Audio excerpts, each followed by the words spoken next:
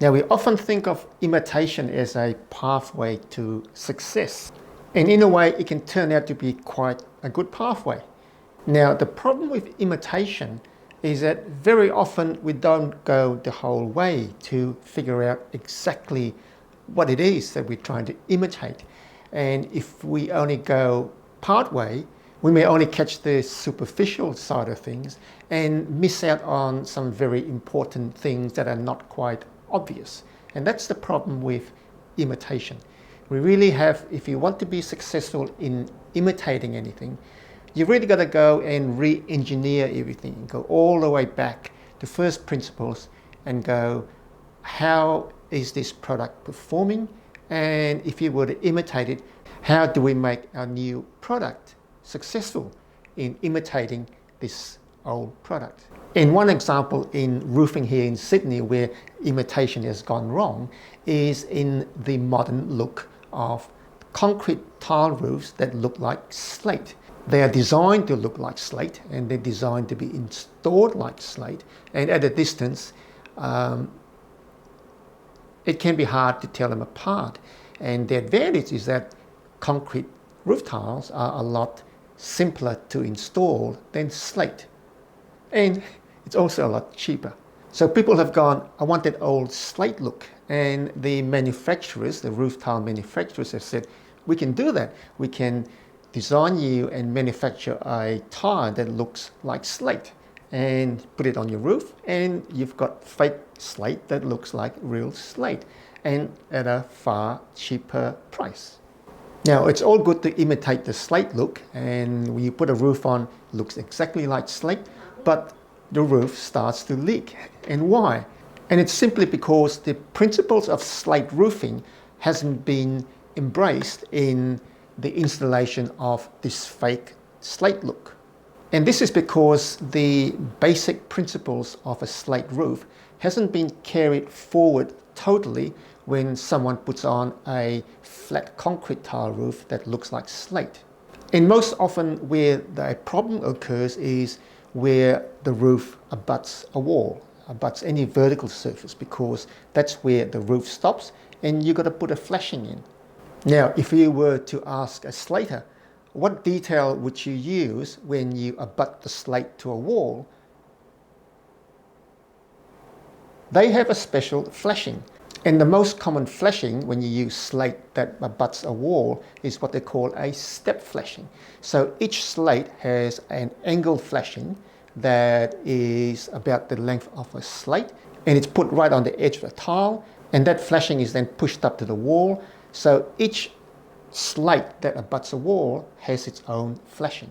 And the reason for that is because water will drift across the slate, and you need something at the edge of a slate to catch the water and direct that water down the slope. Now, without the step flashing, there's going to be a leak. And that's why with every slate roof where it butts the wall, you've got a step flashing.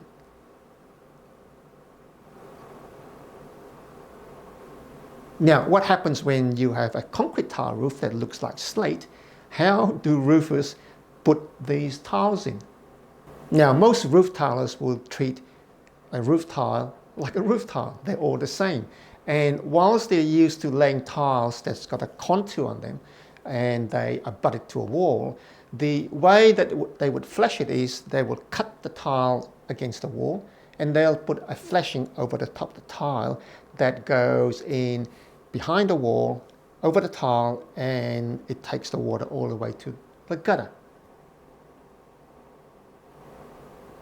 So what would you expect a tile roofer to do when they come up with a flat concrete tile?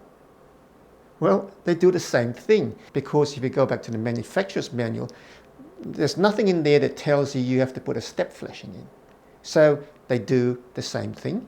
The last tile is cut against the wall and a flashing put over the top. And all the roofers think that this standard way of flashing a flat profile concrete tile roof is more than adequate. Well, guess what? It's not, because the nature of a flat tile is that it will allow water to drift across the face of the tile, end up on the edge of the tile, and then drift into the roof cavity. And if you've got roof sarking, that will catch the water and drain it out to the gutter.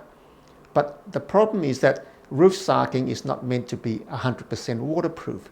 So what can happen is that the water can pool where the battens are and find a nail hole and then start to drip into the roof cavity. Or if the sarking hasn't been installed correctly, there'll be a gap in the flashing, and this is where the water will get in. So whenever you have a wall, and typically there are a lot of dormers built with flat profile tile roofs, all these dormers leak. So let's have a look at this dormer on a modern type roof. It's got the flat tiles and the tiles butt up to the dormer. Now, if you have a close look, you see that there's a lot of flashing at the wall. And the reason for that is because it's been leaking and the roofers have come back and just put more and more flashing on. And it still leaks, right? And then if you have a closer look, you see that the roofers have gone to the extent of sealing all the concrete tiles to prevent the leak.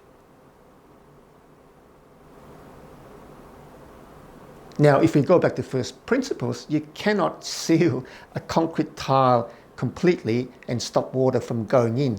Capillary action will draw the water in, and what happens then is that the water can't come out. It'll still drift across the tile onto where the wall is, and it'll start dripping water into the cavity.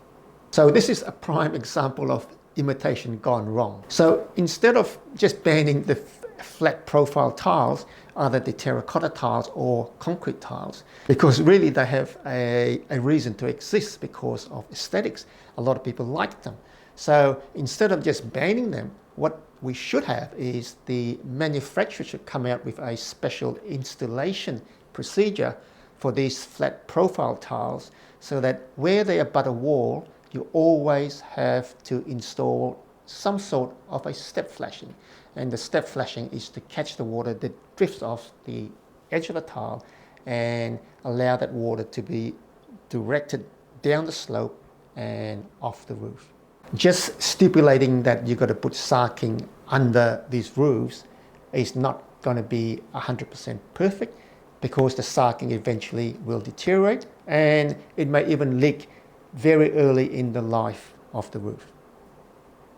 So if you're thinking of imitating that slate look on your new roof, then you should be aware that you just can't imitate part of the look.